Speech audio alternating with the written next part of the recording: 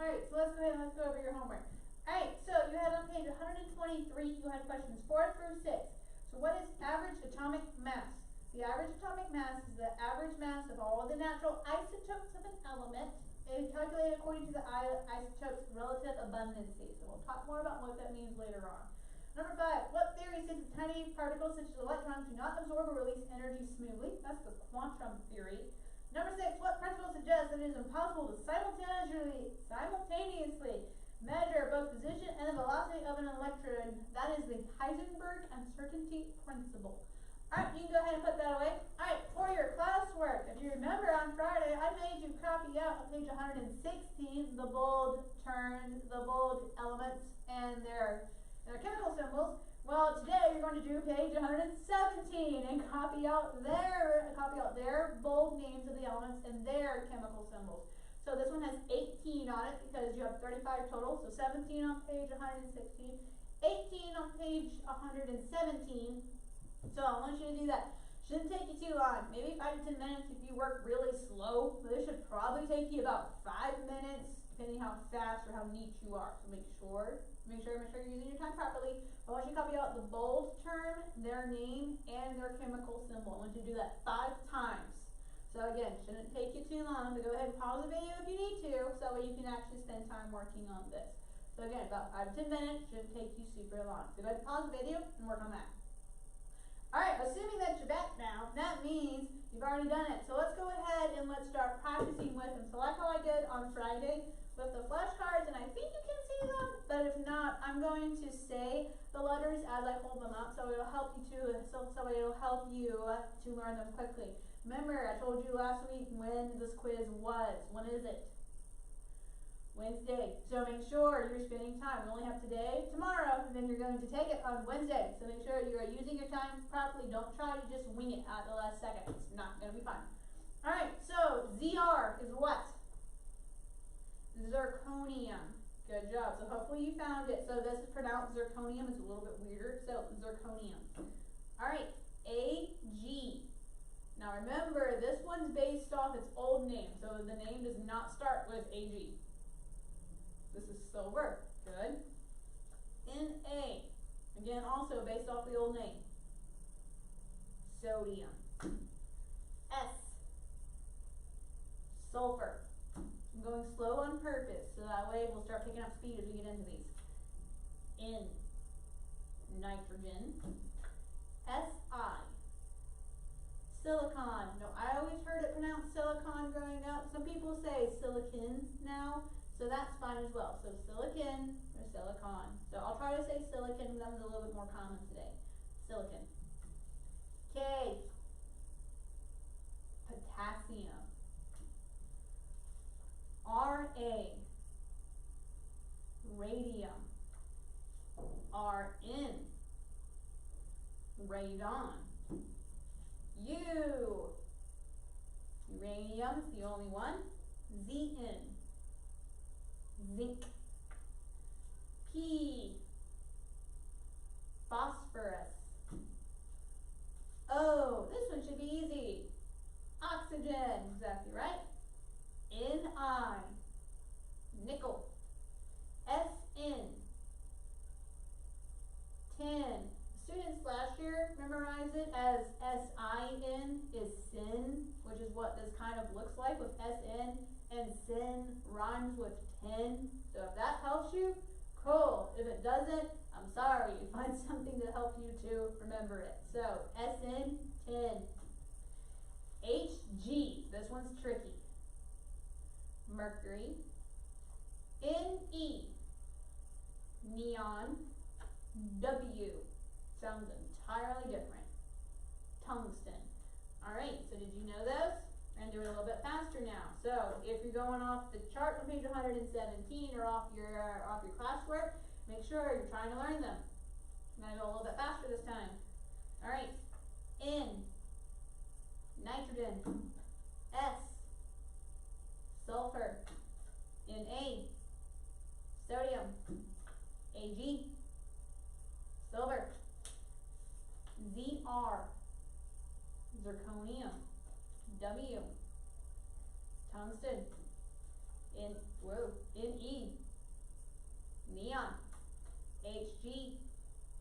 mercury.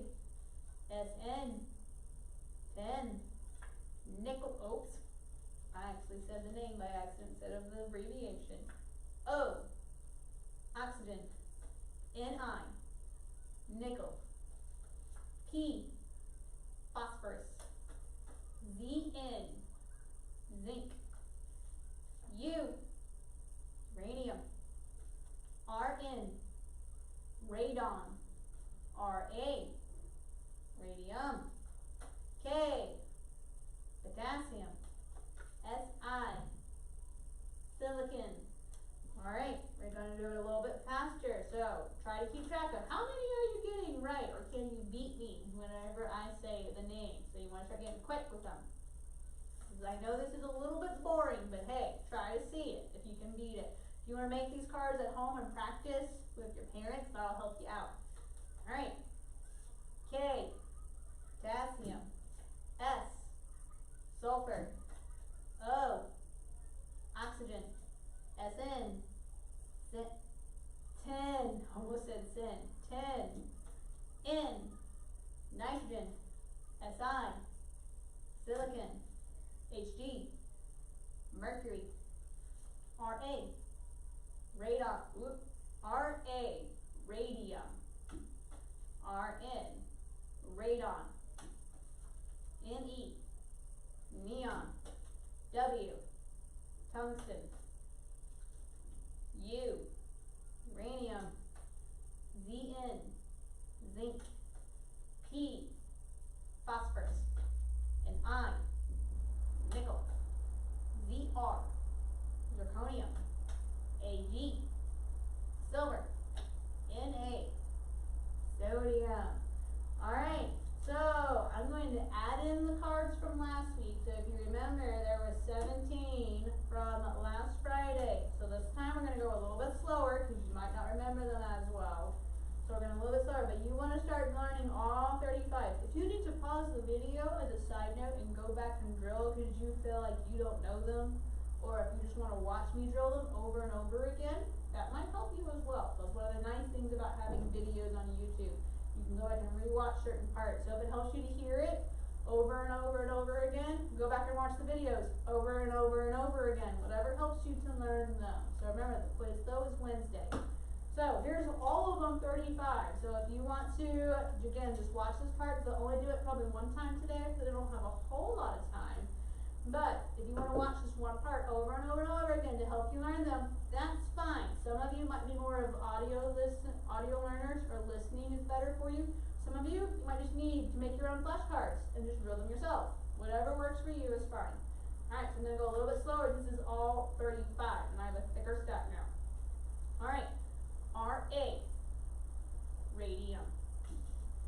Hg, mercury. Si, silicon. N, nitrogen. Sn, tin. Cu, copper. O, oxygen. Oops. S, sulfur. Did I say sulfur? Nope, I was thinking something else. K, potassium. He, helium. B, boron. As, arsenic. Mg, magnesium. Pb, lead. Ba, barium. Kr, krypton. Au, gold. Cl, chlorine. Ar, argon. Ca, calcium. C, carbon. I, iodine. Fe,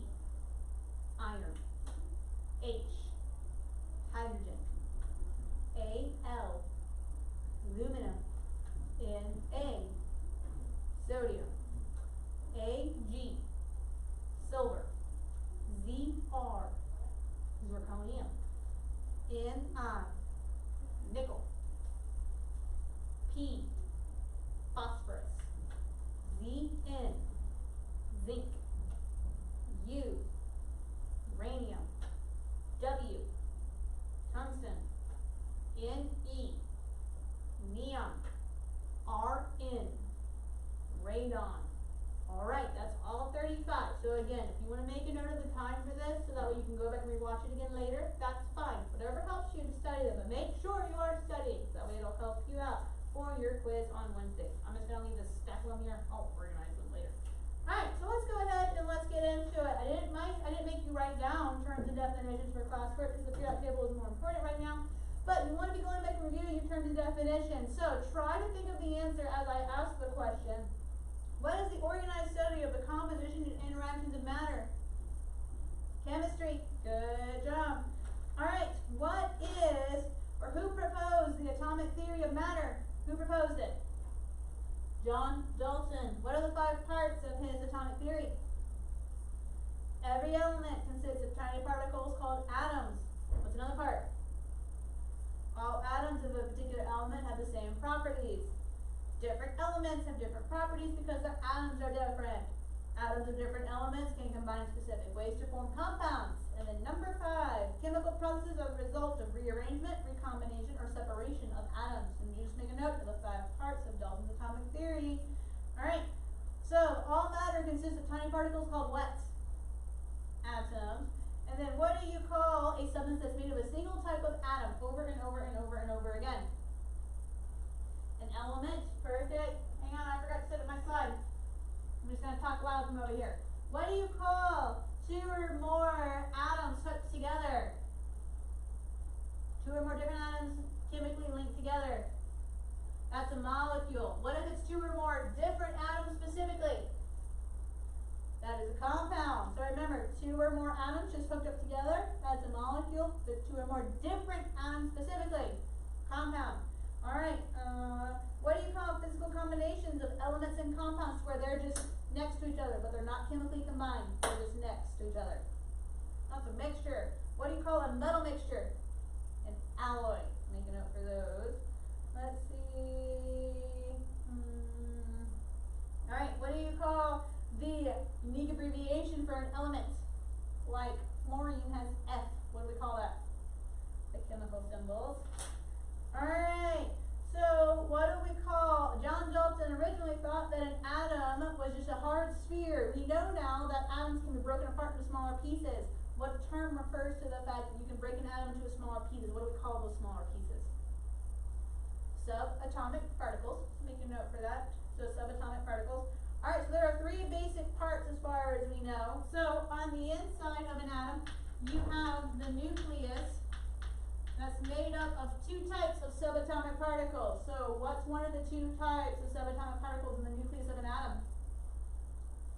Protons and neutrons. Good job.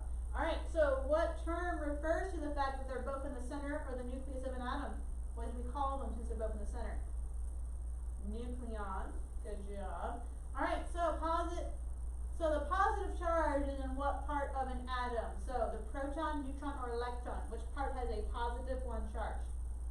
Protons. Good job. Which one determines the atomic number, the identity of the element? Protons as well. Good job for that. Alright, what substance is electrically neutral? Doesn't have a charge. That is a neutron. Good job. Alright, what do we think makes up protons and neutrons?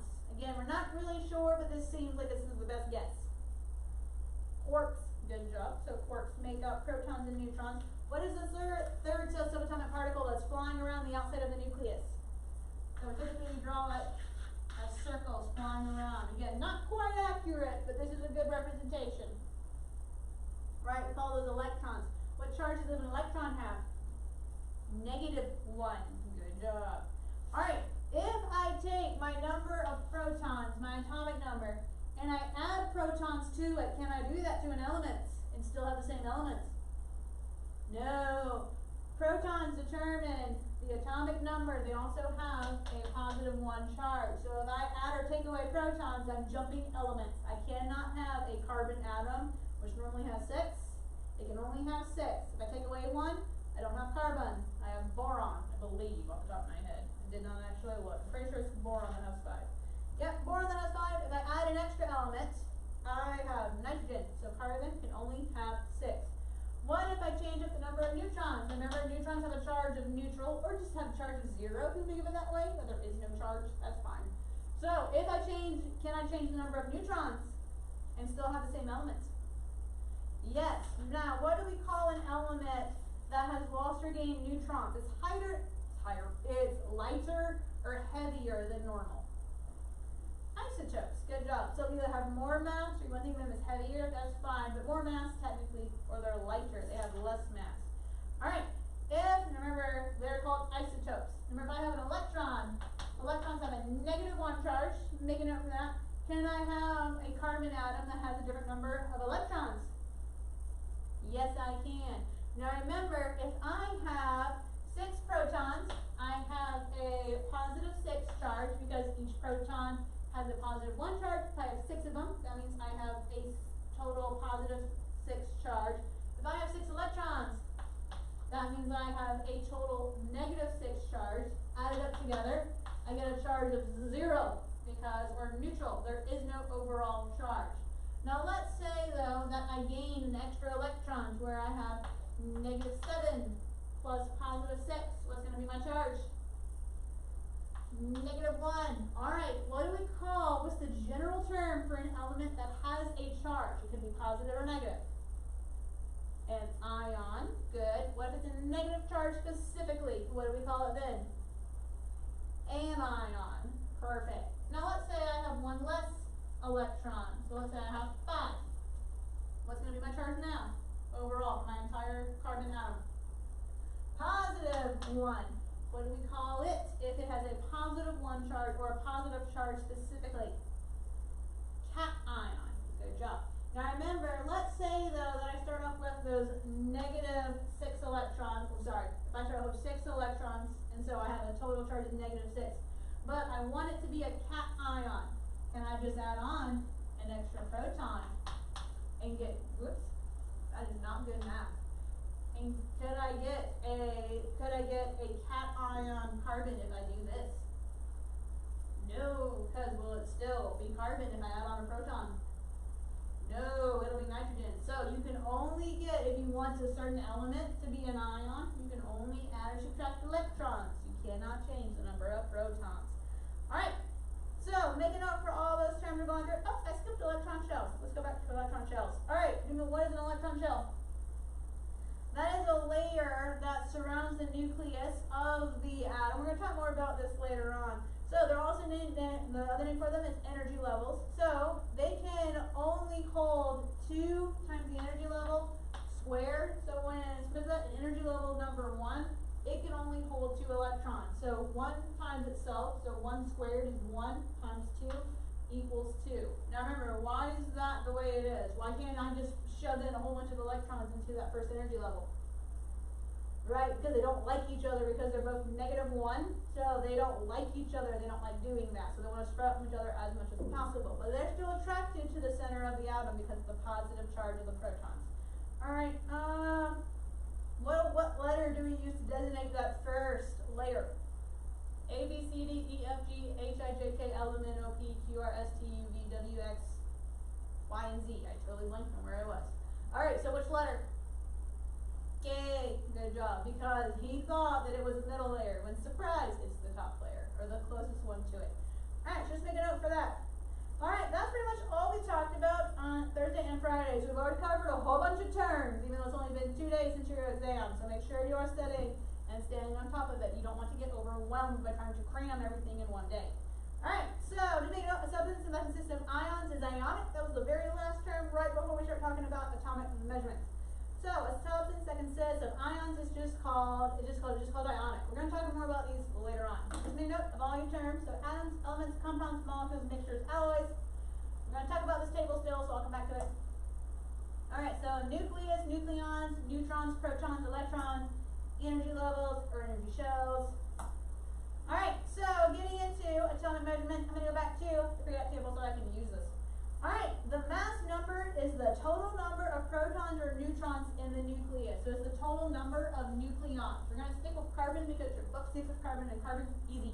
Alright, if I'm sticking with carbon, first of all, what's the atomic number? Remember, the atomic number is the number of protons. So how many protons does carbon have? You can either look at this picture, but if it's not showing up very well on your screen, you can look on page 131 and look at it this way. So if you want to flip over to page 131 and flip back and forth between them, that's also fine. So, how many protons does carbon have? Right, carbon has 6 protons. Typically, traditionally, we write the atomic number on the bottom left subscript side of the first letter. So, if you're talking about carbon, the atomic number goes on the bottom left side of it. So, make a note for that. Your book kind of flips and writes how it's going to do it a little bit differently, but traditionally, that's how we do it. So, it's understood when we're talking about carbon that carbon has 6 protons. So, sometimes we'll write it that way. The mass number, typically, if you're talking about an isotope, is more important. The mass number is the total number of protons and neutrons, the total number of nucleons that carbon has. Carbon traditionally has 6 protons, because it's carbon, but then also it typically has 6 neutrons. Not all the time though. So we would write the mass number as the top left side. So if, we'll talk more about it in a second, so hang on. I just want to see what your book says about it. Because it's talking about mass numbers and atomic numbers. Your book kind of fluctuates how it does it. But for most of the time though, we're just going to focus on just mass numbers right now. And then I'll talk about atomic mass numbers in a second. So most of the time, carbon has 6 neutrons traditionally. Sometimes though, you're going to have a different isotope where the carbon is slightly heavier. Remember, what's an isotope? That's whenever it has a different number of neutrons. So sometimes you'll have carbon where it has 6, but then it has 8 neutrons. Now it's still carbon because it still has those 6 neutrons. But if I have 6 neutrons plus 6 protons plus 8 neutrons, what does that equal? This is not hard math, it's not a trick. Alright, it is 14. So carbon could have a mass number of 14. Now it's still carbon because it still has the 6 protons. So don't let that throw you off. So these are just isotopes, or different versions of carbon. One of them is more massive or heavier, if you think of it that way, than the other one. That is fine. Alright, so your book points out sometimes scientists, they will write these out in different ways to tell each other what isotope they're talking about. Sometimes, instead of writing it like this, they will write it as carbon 12. I don't think the bar's in the way. Yeah, I'll write it over here. They'll write it as carbon 12. Or they'll take this one and they'll write it as carbon 14. I drew an equal sign by accident. So carbon 12 or carbon 14, that's another way of saying it. Now they don't say the atomic number because if you're carbon, how many protons do you have? 6. Can I change the number of protons and still have carbon? No. So because of that, it's understood that, okay, if I'm talking about the isotope of carbon that has a mass number of 12, it's understood. Oh, if it's carbon, then it automatically has 6 protons. So if it has a mass number of protons and neutrons together, that means it has 6 neutrons too. If I have carbon 14, how many protons does it have? Alright, understood 6. So if it has a mass number of 14, that means it must have 8 neutrons. So that's how scientists convey that information to each other quickly. So, just make a note for that for it. Your book gives you off another example for it with aluminum. So, find aluminum, figure out how many protons aluminum typically has. Aluminum is, oh, you might can find it faster than me. Oh, here it is. Aluminum. Aluminum has how many protons? Look at your chart and figure it out. Alright, aluminum has 13. Oh, I can't read this number from here. Hang on. So, aluminum traditionally has a mass number of 26. I'll tell you how you can tell that in a minute. But aluminum traditionally has a mass number of 26. Or the mass number of particular aluminum, your book actually points out is 27. So again, I went off the atomic mass number, but 27 technically is a better number for it. So I'll erase this one. So, 27. So, new aluminum to where it has an atomic number of 13 and a mass number of 27, how many neutrons does it have? 14. Perfect. So this is just easy, just subtraction at this point for it. So it typically has 13 protons plus 14 neutrons for it. Alright, your book points out lead. Typically, the ordinary for lead is 28 for a mass number. So if I have lead, remember what's the symbol for lead? Pb. So remember it's a little bit hard. The mass number, it says typically is 208. So 208. Now remember it has 82 protons and it has 126 neutrons. I almost said 16. So again, this is how scientists write these out. Traditionally, you might see them this way, or you might see it like this, what you're talking about in isotope. So just make a note for that for it, or we're going over what mass numbers are. Mass numbers are always whole numbers. You don't have points or fractions. That's one of the reasons as to how come typically you can look at the mass, the atomic mass units, or the weight, and figure out loosely what the mass number is. Not all the time, like how if you look on page 131, because I can't read this very well from here, you notice that aluminum, it has a mass number of 26.98. That's one of the reasons whenever I walked over there and I looked to see, okay, 26 is a whole number, okay, I'm going to give it a mass number of 26. But whenever they're looking to see, okay, what's the total weight of all of the isotopes that occur naturally and combine them, you get a number like this. Now, you can't have a fraction or a point decimal point if you're talking about how many protons or neutrons there are. So, even though this is 26.98 as the weight of aluminum, that you would just round up or say, okay, I know this is the weighted average or the average of all of the isotopes according to their weights and their abundances in nature, but typically there has a mass number of 27. So that's what comes. You can typically use it as an approximation, but not all the time.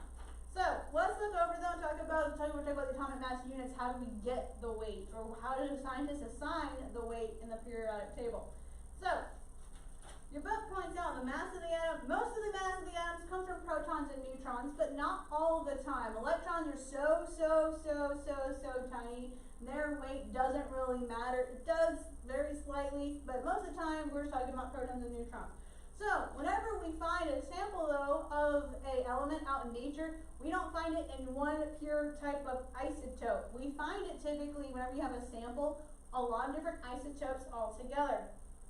Because of this, we can't use grams though, because the atoms are so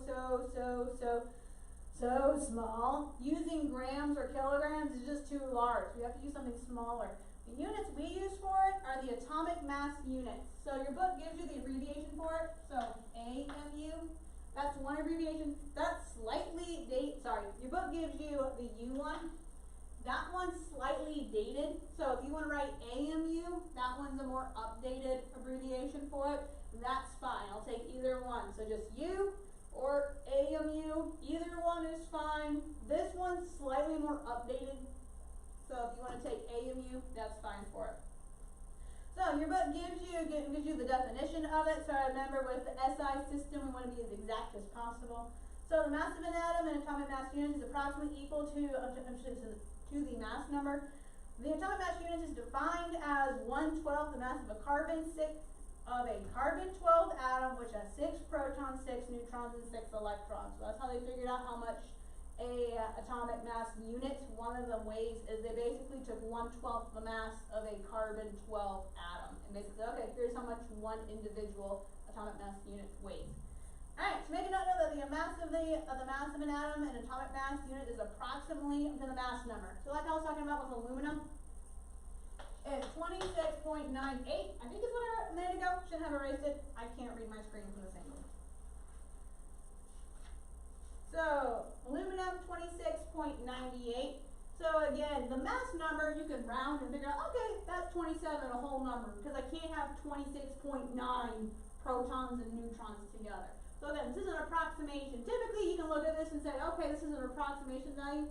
I looked too quick earlier, and I just saw 26, and that's how come I wrote that down. But it's a good approximation. Typically, you can look at it and figure, okay, loosely, how many protons and neutrons are there on the inside of it.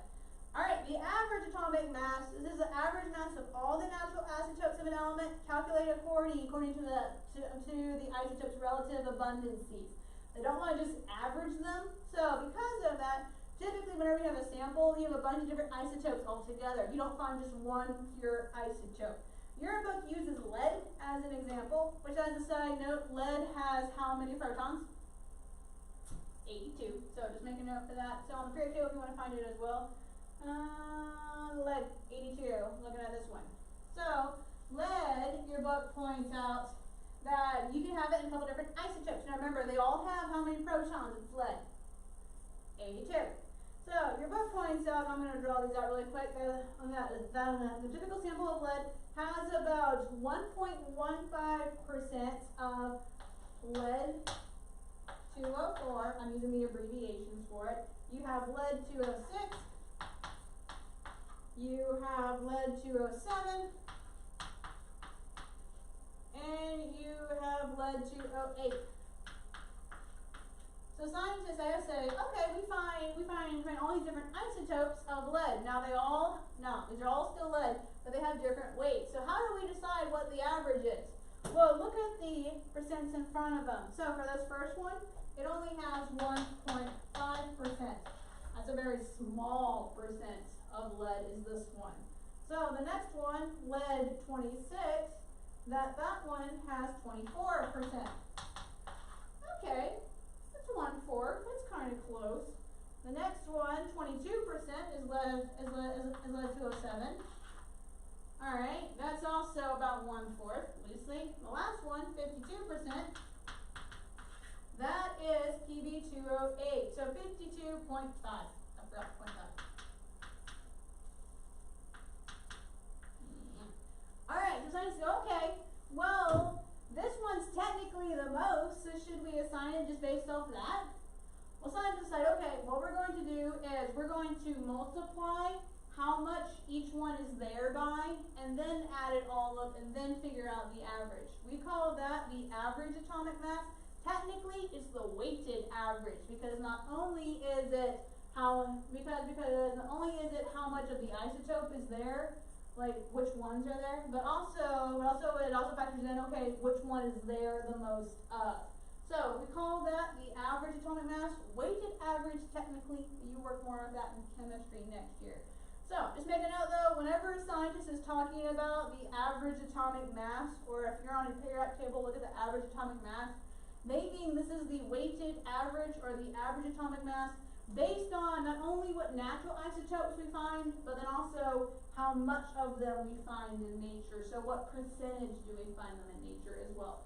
Since this one we find it the most, that's why we associate this one with it. So not just because it's there, but just because it is the most abundant one as well for it. So that's how come that one is given its weight based off that more. So if you look at your periodic table, still can't read it from this angle. So page 131, I actually put a post-it note there. So if you look at lead 207.2, so that's what come it's not perfectly just this, so that's what come it's closer to that one as opposed to the 204. So 207.2,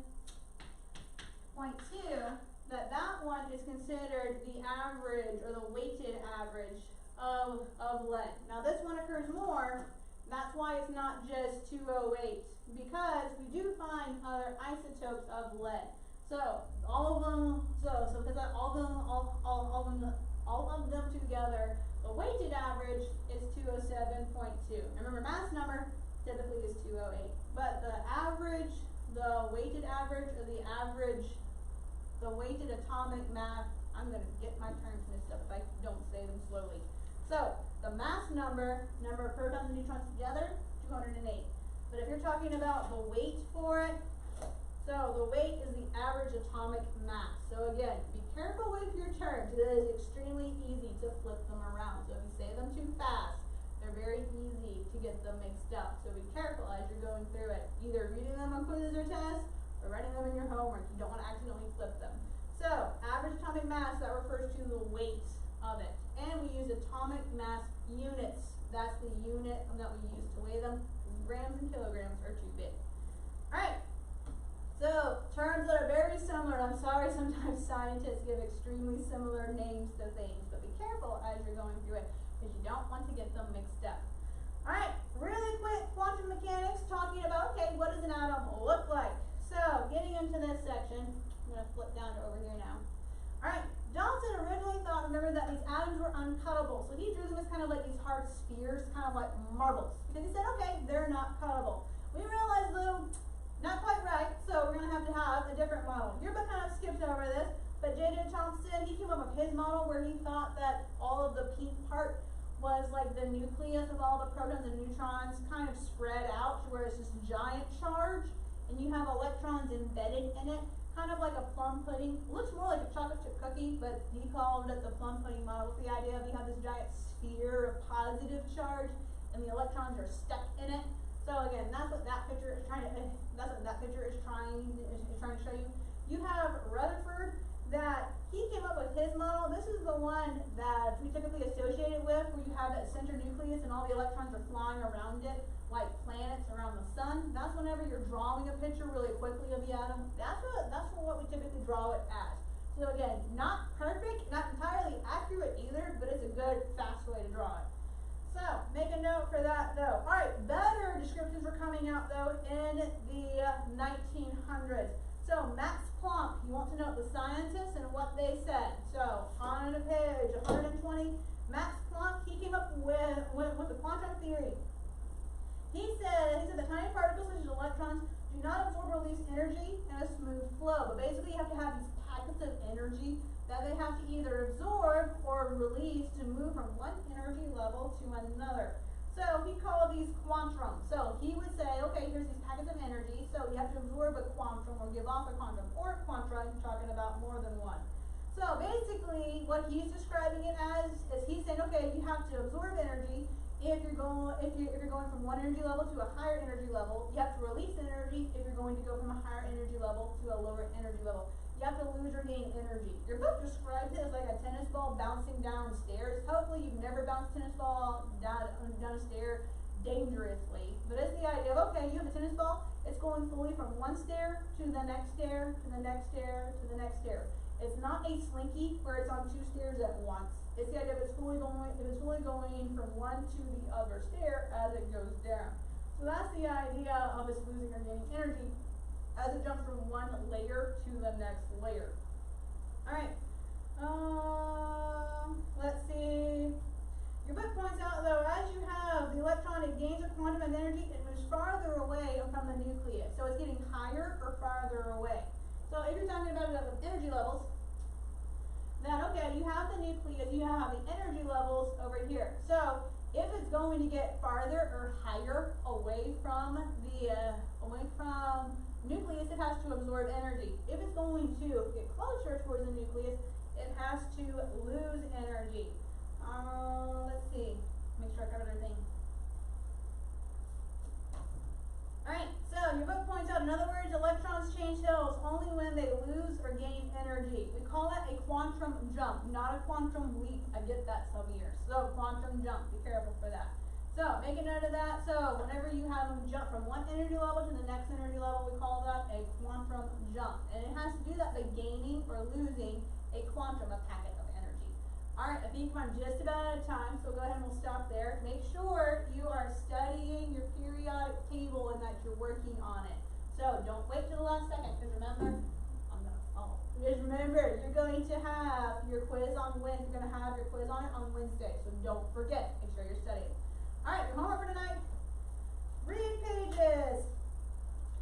Post notes in the wrong spot. Sorry. Alright, read pages 122 up through 125. I'll catch up. 122 through 125.